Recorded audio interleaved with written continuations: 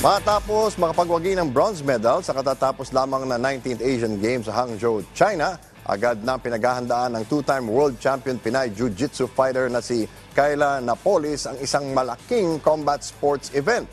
Kung ano ito, ating alamin sa ulat ni Daryl Oclares ng PTV Sports.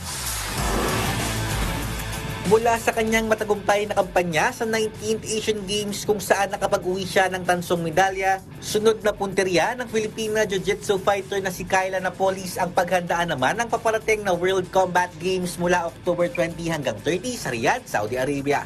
Ilang araw pa lamang ang nakalipas nang maibulsa ni Napoles ang bronze medal sa under 52 kg ng Brazilian Jiu-Jitsu kung saan niya pinadapa si Helsa Al-Shamsi ng United Arab Emirates sa score na 4-2. Ngayon ay nasa Pilipinas na si Napoles na kabilang sa mga atletang dumalo sa post-Asian Games celebration na pinangunahan ni Philippine Olympic Committee President Representative Abraham Babol Tolentino.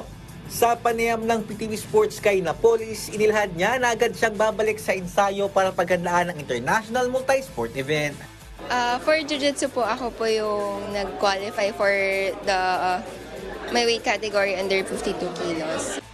Ayon pa sa two-time world champion fighter, bagamat nag-iisang kinatawan ng bansa, magsisilbing motibasyon niya ang kanyang Asian bronze sa unang beses niyang paglahok sa combat games.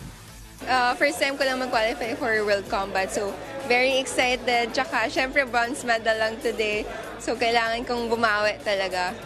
May 2 linggo pa si Napoles para paghandaan ng World Combat Games na binubuo ng 16 na combat sports at martial arts competitions. Daryl Oclares para sa Bayan.